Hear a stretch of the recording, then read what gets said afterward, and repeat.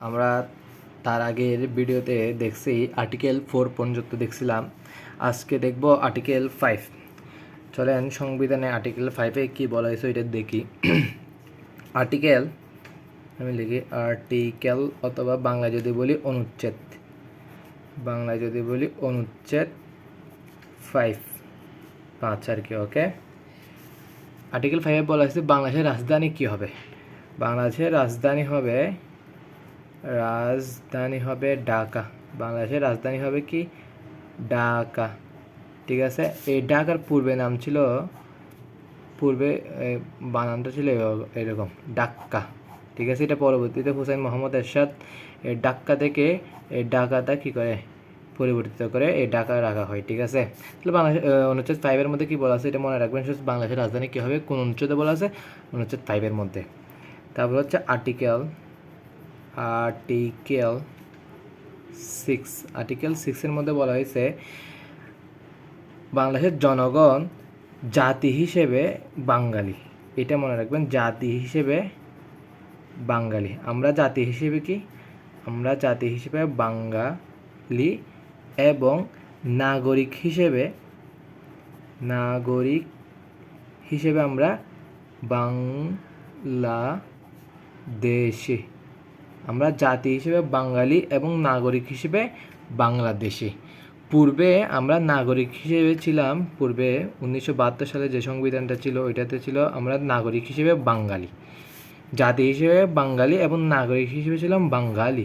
ঠিক আছে, পরবর্তীতে মেজর জিয়াউর রহমান এই নাগরিক হিসেবে আমরা বাঙালিটাকে পরিবর্তন করে বাংলাদেশি করা হয়।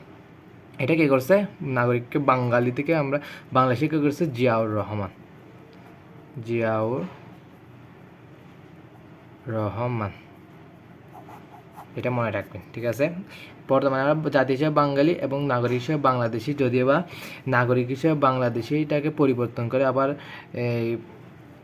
এই আওয়ামী লীগ সরকার বাঙালিতে নিয়ে যেতে চাইছিল, নিতে পারে না। একমাত্র কারণ যদি এটা আবার পরিবর্তন করা হয় তাইলে অনেক কিছুর মধ্যে পরিবর্তন আনতে হবে। এখন দেখব আর্টিকেল 7। আর্টিকেল 7-এ 1 এবং 2 দিয়ে দুইটা কথা বলা আছে। 1-এর মধ্যে বলা আছে প্রজাতন্ত্রের সকল ক্ষমতার মালিক জনগণ। তো প্রজাতন্ত্রের বাংলাদেশের মালিক কারা হবে? বাংলাদেশের মালিক হবে, প্রজাতন্ত্রের মালিক হবে কারা? আমরা, জনগণ।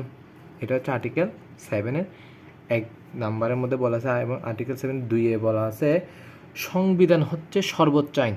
সংবিধান কি? সর্বোচ্চ আইন। সর্বোচ্চ আইন কে? সর্বোচ্চ আইন হচ্ছে সংবিধান। ওকে, এই কথাটা বলা আছে এভাবে। আমি যা সামনে থেকে একটু পড়িয়ে শোনাই। জনগণের অভিপ্রায়ে পরম অভিব্যক্তিরূপে এই সংবিধান প্রজাতন্ত্রের সর্বোচ্চ আইন, এবং অন্য কোনো আইন যদি এই সংবিধানের সহিত অসামঞ্জস্য হয় তাহা হইলে সে আইনের যতখানি অসামঞ্জস্যপূর্ণ হবে ততখানি বাতিল হবে।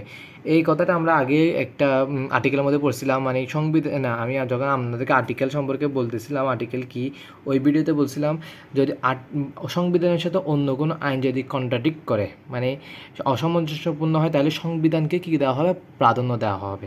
মানে তখন সংবিধান হচ্ছে সর্বোচ্চ আইন। তাই ঠিক আছে, জাস্ট এই কথাটা বলা হয়েছে। এবং আর্টিকেল 7, এটা 7 তো আরেকটা 7-এর এ অথবা এটাকে বলতে পারেন 7-এর ক। 7-এর এ অথবা 7-এর কর মধ্যে বলা হয়েছে যদি কেউ শক্তি প্রদর্শন করে অথবা অসাংবিধানিক উপায়ে, যদি কেউ শক্তি প্রদর্শন করে অথবা অসাংবিধানিক পদ্ধতিতে সংবিধান সংশোধন করলে, মানে যদি মনে করেন সংবিধানের মধ্যে যে আর্টিকেলগুলো আছে এগুলো কেউ যদি শক্তি প্রদর্শন করে, ক্ষমতার শক্তি প্রদর্শন করে অথবা অসাংবিধানিক উপায়ে, যদি এগুলো কি সংবিধানকে পরিবর্তন করতে চায়, তাইলে তার জন্য কি শাস্তি হবে। শাস্তি হিসেবে বলা আছে বাংলাদেশের প্রচলিত আইন অনুযায়ী যেটা সর্বোচ্চ দণ্ড। শাস্তি দেওয়া হবে যে বাংলাদেশের প্রচলিত আইন অনুযায়ী যেটা সর্বোচ্চ দণ্ড কি বাংলাদেশের প্রচলিত আইন? অবশ্যই মৃত্যুদণ্ড, সাথে জরিমানাও থাকতে পারে। ঠিক আছে, তাহলে 7 বলা হয়েছে যদি কেউ যদি শক্তি প্রদর্শন করে সংবিধানের আর্টিকেলকে চেঞ্জ করতে চায়, সংবিধানকে পরিবর্তন করতে চায় ক্ষমতার বলে, তাকে একটা কথা বলে তাকে বলা হবে রাষ্ট্রদ্রোহী, তাকে বলা হবে রাষ্ট্রদ্রোহী দ্রোহী। এবং তার জন্য শাস্তি হচ্ছে বাংলাদেশের প্রচলিত বর্তমানে আইনে যেটা সর্বোচ্চ দণ্ড, আর সর্বোচ্চ দণ্ড কি মৃত্যুদণ্ড, তাহলে তার কী হবে মৃত্যুদণ্ড জারি হবে। আজকে আর্টিকেল 7 এর পর্যন্ত থাক, পরবর্তী ভিডিওতে অন্যগুলো দেখব। আসসালামু আলাইকুম।